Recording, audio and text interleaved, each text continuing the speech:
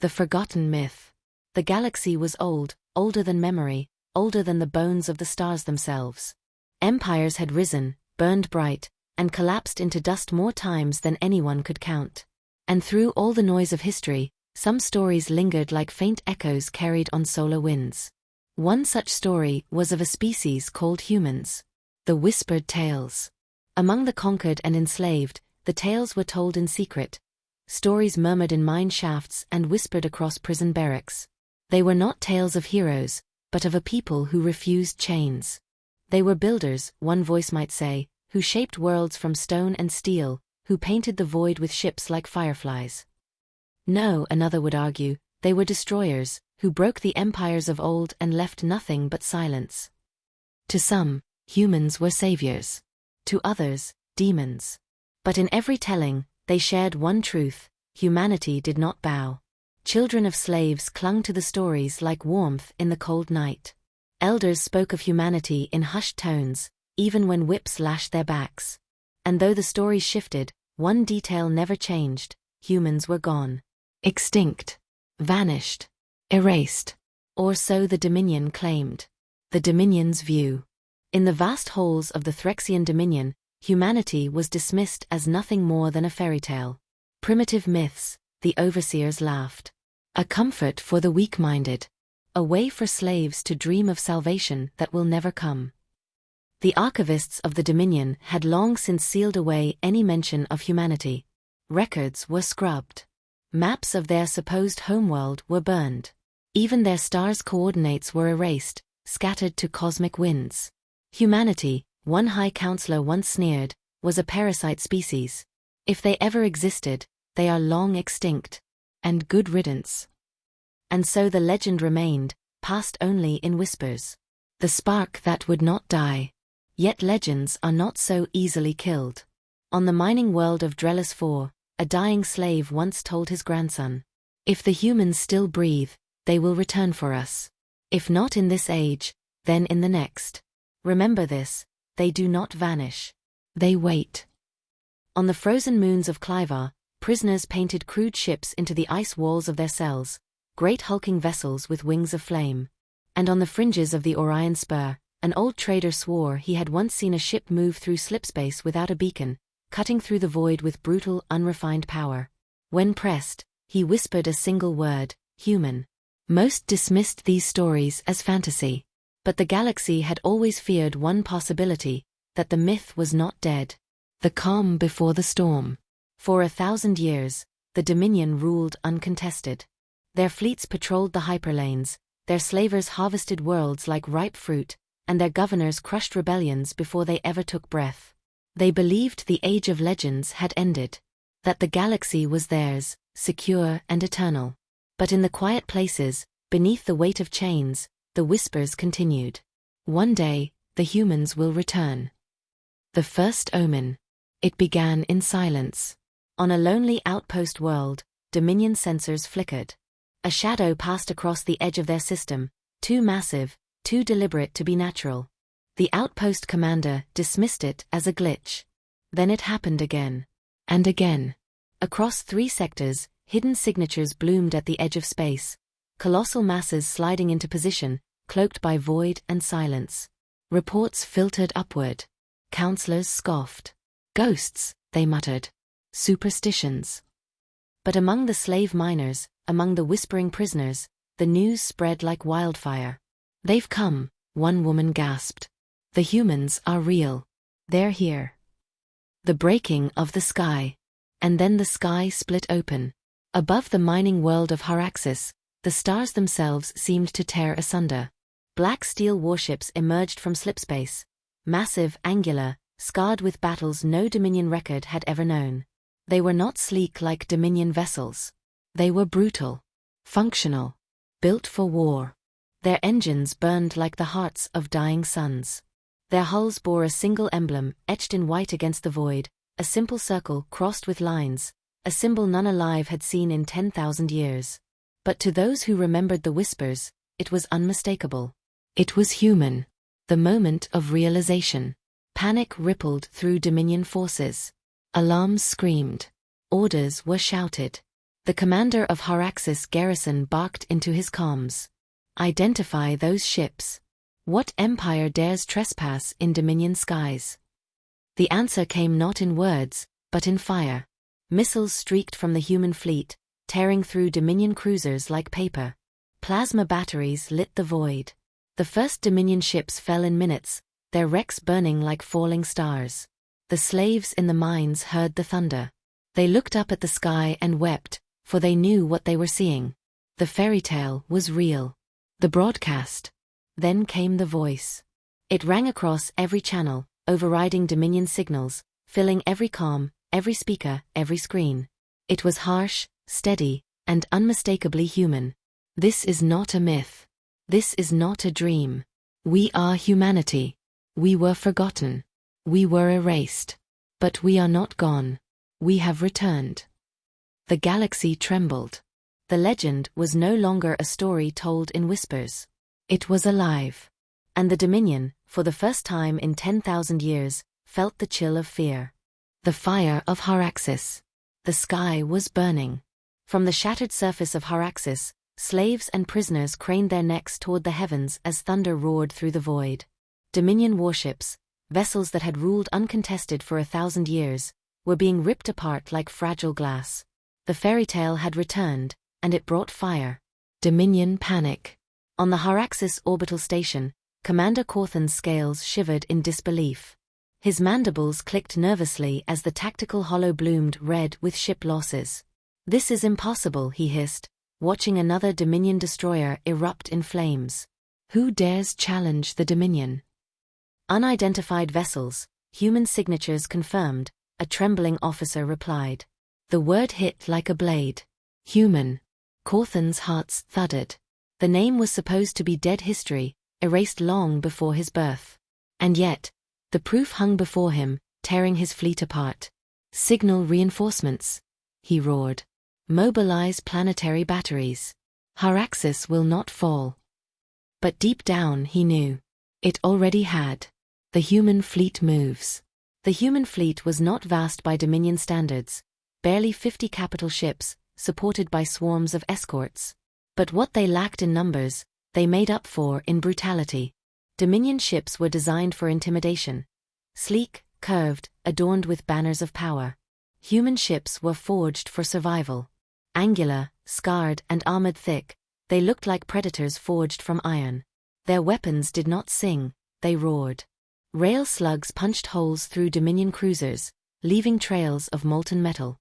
Missile salvos blotted out the stars, tearing shields apart before plasma batteries finished the kill. Humanity had returned not as a legend of builders or dreamers. They had returned as warriors. On the ground. In the mines of Haraxis, slaves felt the tremors as orbital fire rained down upon Dominion garrisons. A young miner named Kale stumbled out of the tunnels, his chains dragging across the stone. Above him, streaks of fire traced the sky, Dominion craft falling, their death screams echoing through the atmosphere. They've come, an elder whispered, tears streaking his dirt-covered face. By the stars, the humans are real. 4 generations, they had prayed for deliverance. Now, they saw it with their own eyes. The landing. The first human dropships descended like thunder. Enormous slabs of armored steel, bristling with turrets, they punched through the atmosphere without finesse. Dominion ground batteries fired, streaks of plasma lancing upward, but human counterfire silenced them in seconds. The dropships struck the surface like hammers. Their ramps slammed down, and figures emerged. Humans. Clad in thick armor, their visors glowing with harsh light, they moved in disciplined formations. Their rifles barked with a sound alien to the Dominion, projectile weapons, primitive in appearance, yet devastating in effect. A Dominion overseer screeched, rallying his troops. They are flesh and blood. Break them. His words lasted seconds before a rail slug reduced him to ash. The first liberation. Kale and the other slaves cowered, uncertain if these warriors of legend would turn their weapons on them as well. But then one of the armored humans approached. He lifted his visor, revealing a scarred face, human, unmistakably so. His voice was rough, but not unkind. You're free, he said simply. The Dominion won't chain you anymore. For a moment, silence. Then the slaves erupted into cries, laughter, and sobs. Chains were torn off, shackles smashed against stone. Generations of despair shattered in an instant. The legend had not only returned. It had come for them. The message to the galaxy. Orbiting above, the human fleet broadcast a message across every open channel, uncaring of Dominion jammers. It was a woman's voice this time, clear, steady, resolute. People of the galaxy, hear us. We are humanity. We do not kneel. We do not forget. We do not forgive. For every world enslaved, we bring fire. For every chain, we bring steel. To the oppressed, take heart. To the Dominion, take heed. Humanity has returned. Dominion reaction. In the High Council chambers of the Dominion core worlds, panic rippled through the great halls. Impossible, barked Chancellor Varix. They were wiped out. Every record says so. And yet, another counselor whispered, their ships burn ours to ash. Their soldiers walk our worlds. The chamber descended into chaos. Some demanded immediate retaliation, others called for retreat, but one truth hung heavy in the air. The fairy tale was real. Humanity was alive. And they were at war. The fire spreads. By the time Haraxis fell, the galaxy had already changed. News traveled faster than fleets. Whispers carried on smuggler routes, spread in prisons, etched into slave walls. The words were always the same. The humans are here. On worlds where rebellion had long been silenced, the sparks reignited.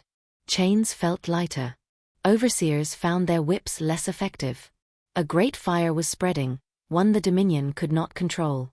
And at its center stood humanity, scarred, defiant, and burning with vengeance. The legend had become reality. And the galaxy would never be the same. The Dominion strikes back. The Dominion had ruled for millennia through fear. Fear of their fleets, their prisons, their unbreakable chains.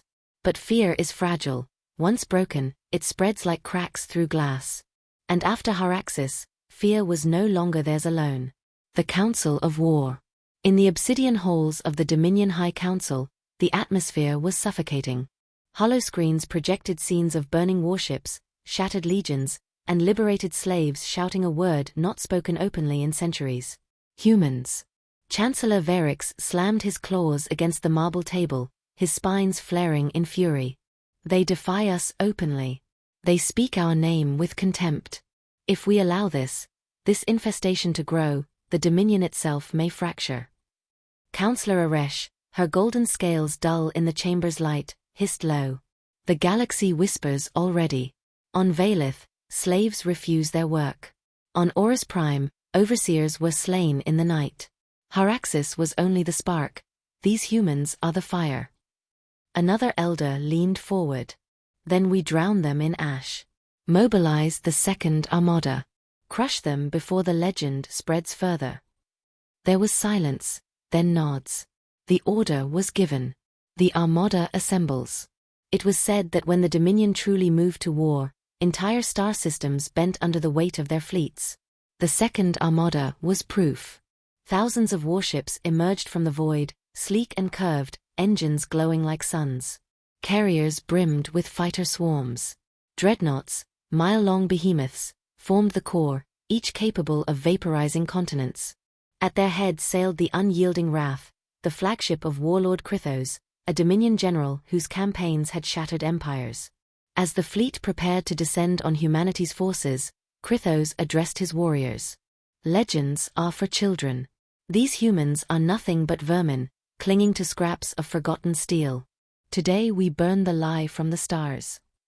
The Armada surged forward. The trap. The Dominion expected a desperate defense. They expected humans to scatter, to hide behind primitive weapons, to fight like cornered prey.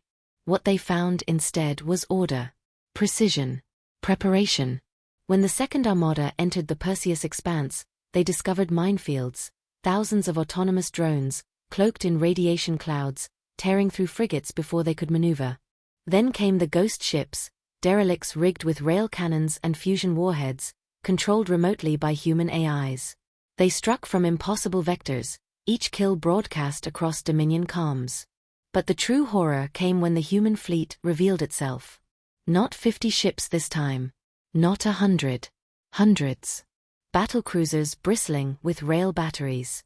Destroyers darting like wolves. And at the center, leviathans of steel. Massive carriers the size of cities, forged in secret shipyards hidden deep in forgotten systems. The Armada had expected prey.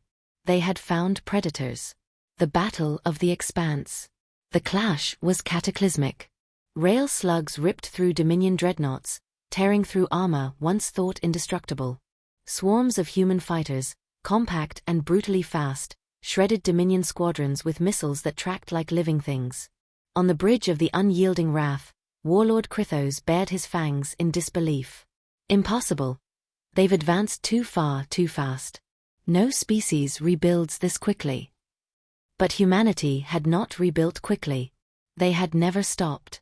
In hidden colonies, in exile worlds beyond Dominion reach, they had prepared. For centuries they sharpened their steel, tested their weapons, and remembered their hatred. And now, unleashed, they were unstoppable. The Dominion lost half its fleet before retreat was even considered. When the order finally came, the retreat turned into a slaughter. The legend was not just real. It was stronger than anyone had imagined. Voices of the free. Across the galaxy, news spread faster than the Dominion could contain it. In the shadow markets of Horus Prime, smugglers toasted with stolen liquor. On slave worlds, overseers found themselves hunted in the night. On distant colonies, alien rebels painted human banners on their walls. Kale, once a miner of Haraxis, now a free man, spoke to his people. The Dominion bleeds. The humans have shown us the way. And if they can fight, so can we. The fire was spreading. The galaxy was no longer afraid. A new fear. But not all celebrated. In the deep vaults of the Dominion, ancient records were unsealed.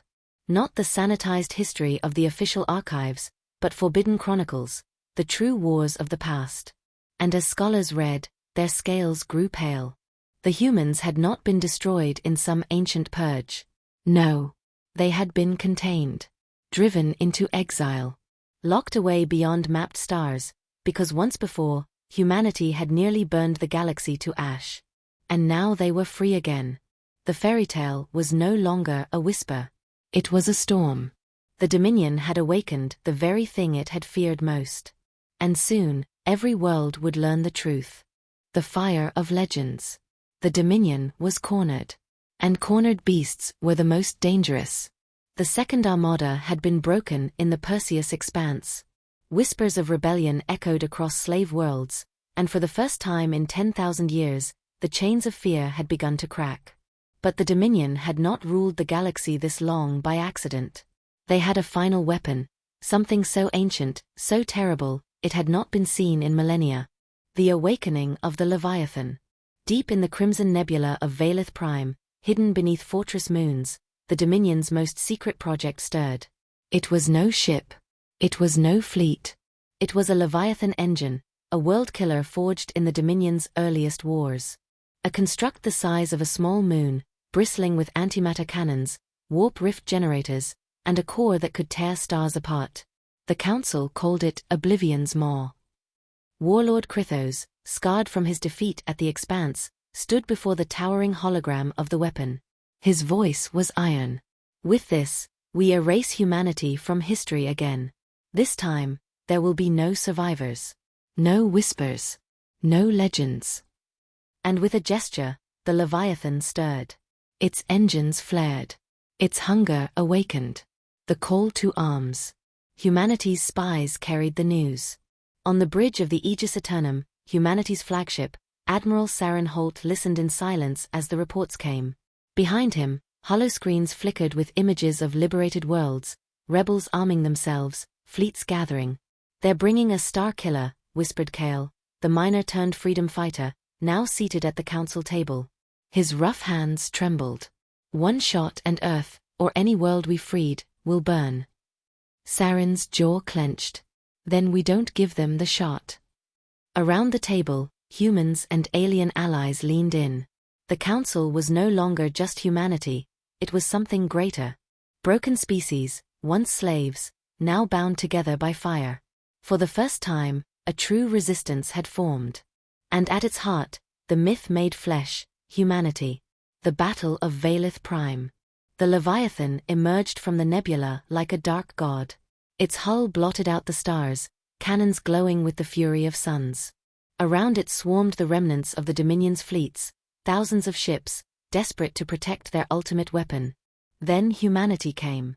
The sky tore open with warp rifts as the human armada arrived, bristling with steel and fury. Alien allies followed, Valith raiders, Orosian swarm ships, even defected Dominion captains who had turned against their masters. The galaxy itself had come to witness the final clash. The Leviathan fired first. A beam of annihilation cut through the void, slicing an entire carrier group into vapor. Space rippled as its warp engines bent reality, dragging ships into burning rifts. But humanity pressed forward.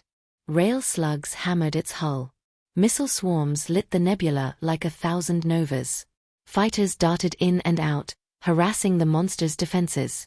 Still, the Leviathan endured. The sacrifice. On board the Aegis Eternum, alarms screamed. "We can't breach its core," shouted the chief engineer. "Its shields regenerate faster than we can fire." Kale's eyes narrowed as he studied the Leviathan's glowing heart.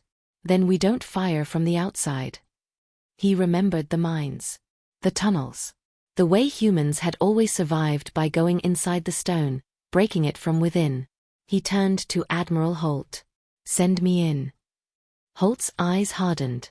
"That's a death sentence." Kale smiled grimly. So was slavery.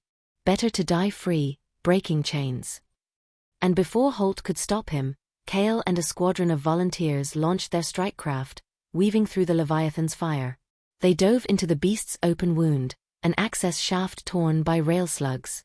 Inside, surrounded by endless machinery and a pulsing antimatter core, Kale planted the last of humanity's oldest weapons, a fusion charge salvaged from Earth's forgotten wars. He whispered a single word into his comms. "Freedom." And the Leviathan screamed. The shattering of chains. The explosion ripped through the monster from within. Its core flared, tearing itself apart in a cataclysm of light. The Leviathan's hull fractured, massive pieces breaking away, its weapons silenced one by one. When the shockwave cleared, the galaxy witnessed the impossible. Oblivion's maw was no more. Kale's ship never returned. But his name burned brighter than any star. Across the fleets, cheers erupted. Across slave worlds, revolts exploded. Across the galaxy, the truth was undeniable. Humanity had not only returned, they had led the galaxy to victory against the impossible. The legend made flesh. In the aftermath, the Dominion crumbled. Worlds seceded, rebellions grew into nations, and for the first time in countless generations, freedom spread like wildfire. On the steps of a liberated capital, Admiral Holt stood before a roaring crowd of humans and aliens alike. His voice carried across 1,000 channels, across the stars themselves. Legends are not just stories. Legends are warnings. Legends are promises. Humanity was once a myth, but now we are real. And with us, freedom is real too. The galaxy roared. And thus, the fairy tale of humanity ended. Not as a whisper in the dark, but as a fire that would never be extinguished.